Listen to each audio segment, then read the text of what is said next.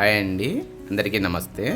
ఈరోజు మనం చల్లగా మంచి రుచికరంగా తర్బూజా జ్యూస్ తయారు చేసుకుందాము. ఎప్పుడన్నా ఎండలో ఇట్లా పోయి వచ్చినప్పుడు కానీ, మీ ఇంటికి ఎవరన్నా చుట్టాలకి ఇట్లా వచ్చినప్పుడు కానీ ఈ విధంగా ఒకసారి తర్బూజా జ్యూస్ తయారు చేసుకోర్రి. మస్తు మంచిగా ఉంటుంది, ఆరోగ్యానికి కూడా చాలా మంచిది.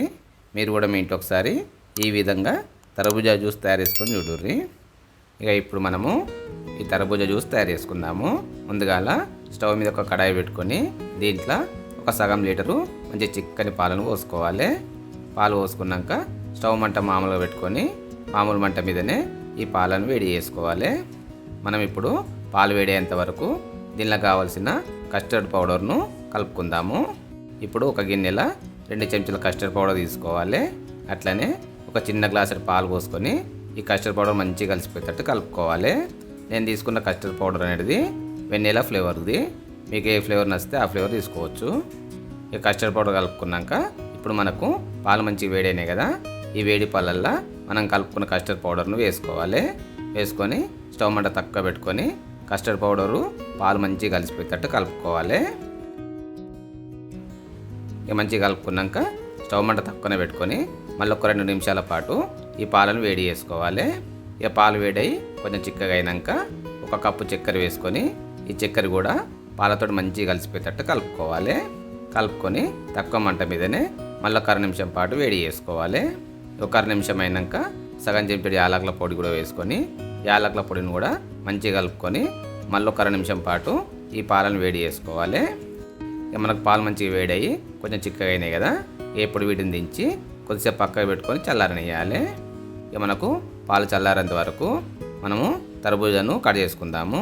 నేను ఇక్కడ వీడియోలో చూపించిన సైజులో ఒక తర్బూజాను తీసుకున్న ఈ తర్బూజాను 2 ముక్కలుగా కట్ చేసుకుంటున్నా. ఇక తర్బూజాను కట్ చేసుకున్నాక ఇలా ఇత్తులు ఉన్నాయి కదా, ఈ ఇత్తులను ఒక గరిటెతోటి తీసేసుకోవాలి.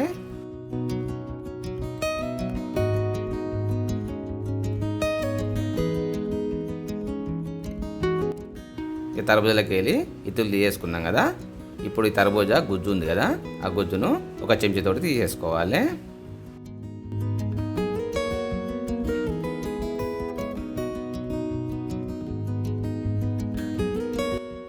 మొత్తం తర్బూజా గుజ్జును తీసేసుకున్నాక ఇప్పుడు ఈ గుజ్జును ఒక మిక్సర్ గ్రైండర్లో వేసుకొని జ్యూస్ లాగా గ్రైండ్ పట్టుకోవాలి. ఇలా నీళ్ళు గిట్ల ఏం పోయద్దు. గ్రైండ్ పట్టుకున్నాక ఈ జ్యూస్ను వేరొక గిన్నెలో వేసుకోవాలి.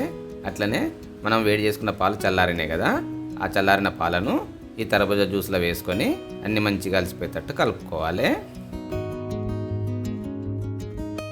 మనకు జ్యూస్ మంచిగా కలిసిపోయింది కదా, ఇక మనకు జ్యూసు చల్లగా ఉంటేనే మంచిగా ఉంటుంది కదా, అందుకని చెప్పి మనం దీన్ని ఇప్పుడు ఫ్రిడ్జ్లో పెట్టుకోవాలి. ఫ్రిడ్జ్లో పెట్టుకొని మనకు సరిపోయినంత చల్లగా అయ్యే వరకు ఫ్రిడ్జ్లో ఉంచుకొని మనకు సరిపోయినంత చల్లగా అయినాక తీసి గ్లాసులలో పోసుకోవాలి. ఇప్పుడు వీటిపైన నేనైతే ఇక్కడ ఎండు గులాబీ రేకులను వేసుకుంటున్నా. ఒకవేళ మీకు గులాబీ రేకులు ఇట్లా లేకుంటే డ్రై ఫ్రూట్స్ను చిన్న ముక్కలుగా చేసుకొని దీనిపైన వేసుకొని తాగాలి. ఇంతే, మనకు మంచి రుచికరమైన తర్బూజా జ్యూస్ తయారైపోయింది.